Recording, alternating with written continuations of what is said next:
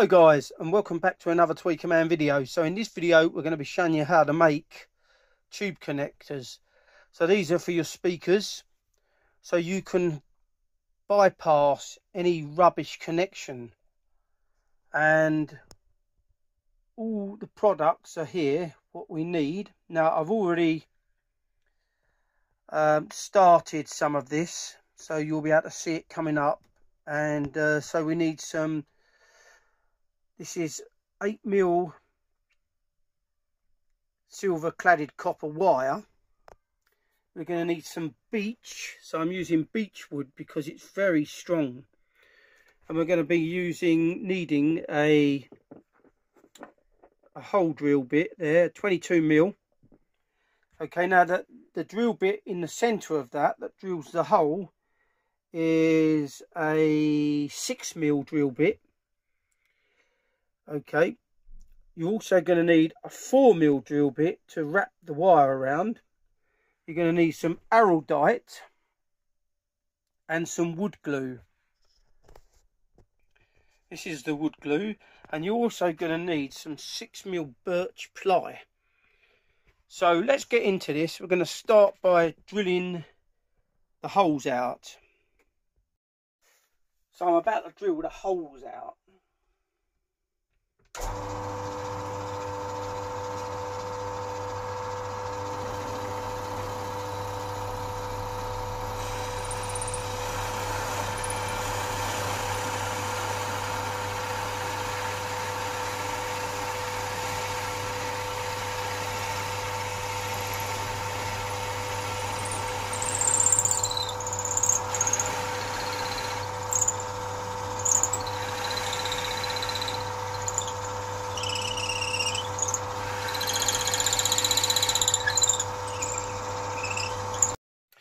Now we've finished drilling a hole out, and then what we want to do is just put a slight chamfer on the edge of this. So we're just using our disc sander here, just to work it round.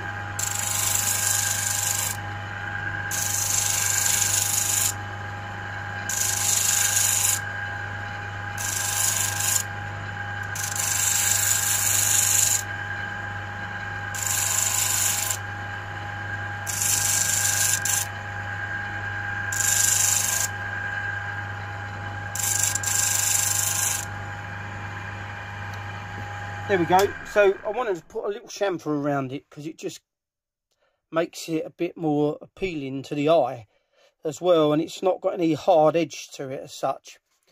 So we now need to turn our attention to the 4mm birch ply. Now the reason I'm using birch ply is it's a lot stronger than any other ply. And what we've got to do is we've got to make our base, which is 30mm by 30mm. So we're just going to take our starting bevel square there. We're going to make sure we get that to 30mm. Bring it down to 30mm there.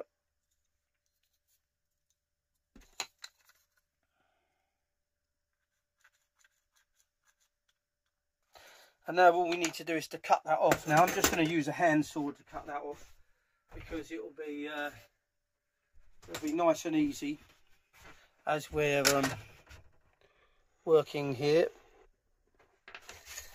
There we go. And then we can then sand it up on our disc sander.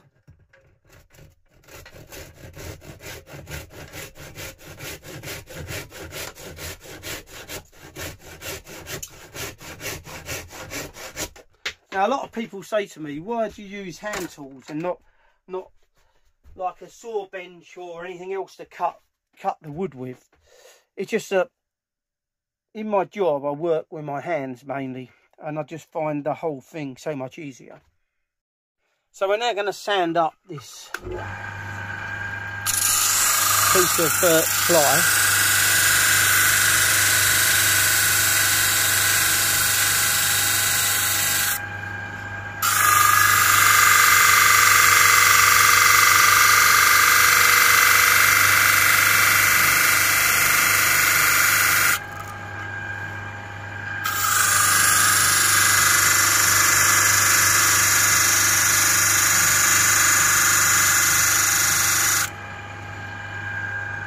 There we go, we'll just lightly give it a little tinker.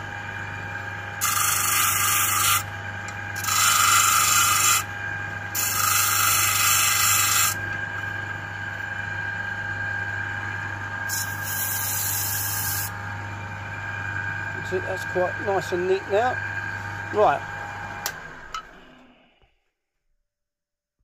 So now what we've got to do is get our square and just draw a line over there, here, because we need to drill a hole through this, the same size as the hole that went through the middle, the 6mm hole.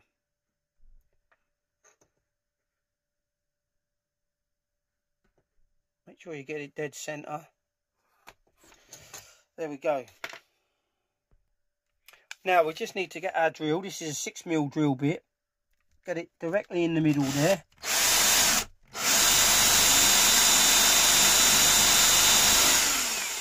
That's it. Right, so now we just want to sand that up with a bit of paper, just to get those lines off. Now there's several ways you can finish these. You could finish them by polishing them, or you can spray them black and red. And that's what I'm going to do. I'm going to spray them black and red, so we get a really nice finish on them. So they look almost like they're metal, but they're not. They're made of wood. And to be fair, that this wood is very strong. Beech and birch ply together. So what we also need to do is to sand these up, just to make sure there's no burrs and that. And take your time to sand all these bits up, because this now is going to be glued to that. So now what we want to do is get our 6mm drill bit and push it through there. Okay, but first of all we want to put some glue around the bottom of this, some PVA. Okay, wipe most of it away so you've only got a thin layer there, but you do need to make sure it's very strong, because you'll have your banana plug hanging down on there. So that's what I want to do. Take it in there like that and keep that nice and strong there, and then you can leave the drill bit in while it dries. Okay, you just do a rub joint on this. This is what I call a rub joint, where you just rub it down like that, and the glue helps to suck the wood into place. Wipe off any excess glue around there. Okay, so we'll leave this one to dry now. But this is one I made earlier. So this is all dried, nice and strong. It's all sanded up, ready to start being primered. Okay, I'm not going to show you how to do the primering and all that stuff, because it's pretty self-explanatory. You can paint them black and red. You could just leave it and put a red ring around one with a marker pen, and a black one around the other if you wanted to do that. But let's show you how to do the metal part of it now, which is this piece. Okay, so you need a 4mm drill bit for this, or a 4mm piece of pipe. Okay, so let's get cracking on that now. So now what we want to do is we want to just get our 0.8mm silver, 10% silver cladded copper wire. Okay, now we want to gently take it round, pull it round, remembering to keep it nice and tight.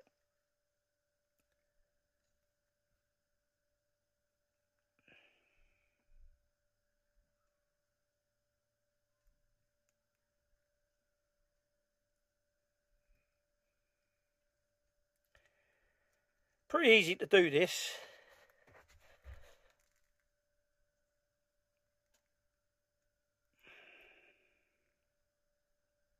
Just take your time with it, and then you can always squeeze it up. Get any loose bits, just squeeze it up as you go around, as you go along, I mean. Try to keep it as tight as you can as you go up there. as you sort of wind the wire around, push it into the other part you just passed as you go up. I mean, it's just like winding a spring. It's like a spring. Now, I've got some other ideas on this as well. So you can buy pure 99.9% copper pipe with a 4mm internal diameter. Now, that would also make a very good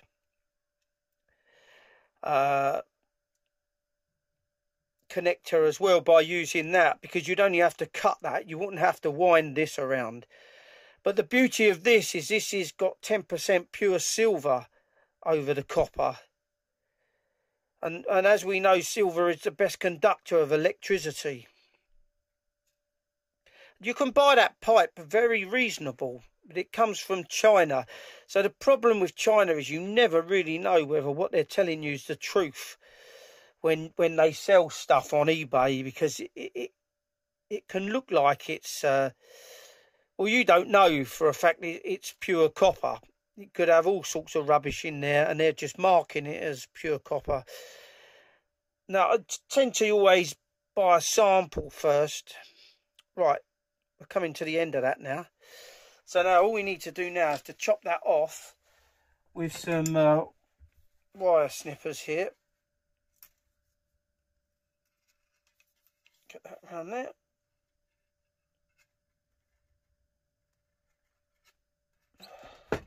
Put that to one side there. Pull that off now gently. And there we go. We've got our spade connector made there. Our spade connector, our tube connector, sorry. And that just pushes into there now. Now what we need to do is to glue this in place now. So I'm going to show you how to do that now. So for this job we're using some epoxy. This is just Araldite Rapid. So it dries within 5 minutes, but it's not really that strong until 2 hours. But all the glues that say these, I always leave them a lot longer. It's just not worth the aggro, because if it goes wrong and then you've got to mess about making another one. There we go.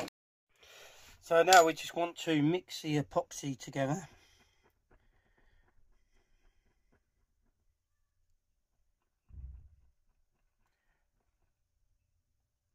Now this is the more tricky bit now, because what we want to do is we want to coat the inside of the barrel there. We want to coat all around there. So in able to do that, we need to put some of the epoxy around the drill bit there and get it inside all around, top and bottom.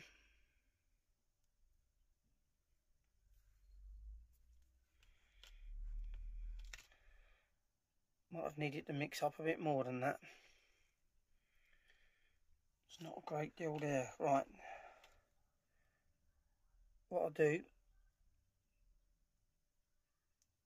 is I need to mix up a little bit more of that quick before it dries. Okay. Always looks more when you're doing these jobs.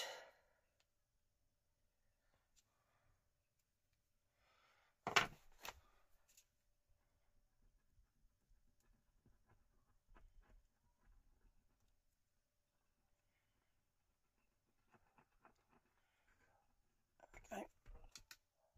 Right, again, to get some more of that.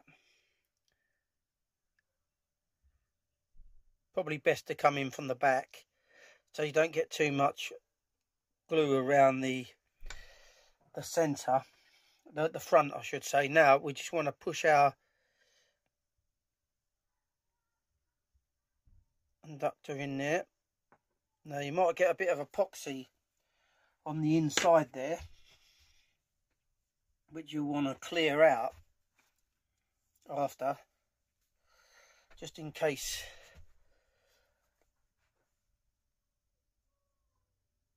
because you need something to solder to. You're going to need to solder to that.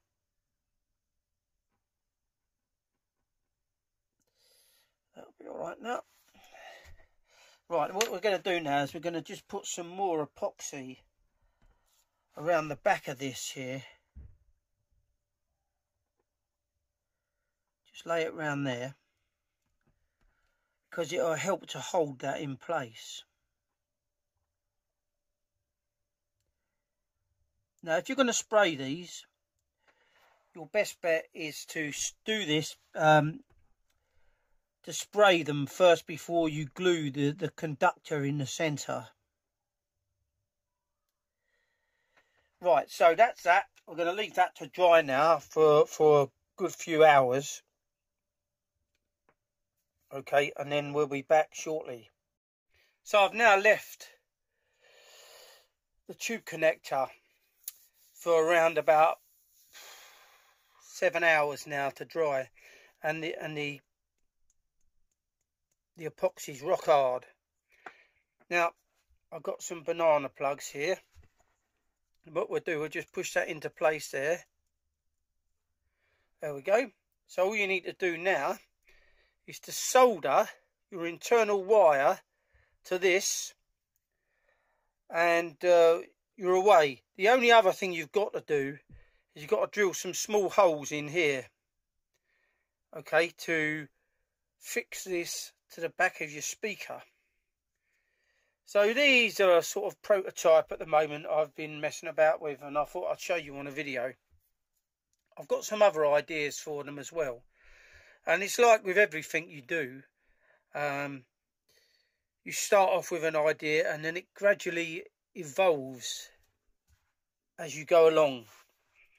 And this is no different from this. This will probably evolve over a period of time. But I'm going to use these ones on the micro monitors, the 2.1 sub combo that I'm making.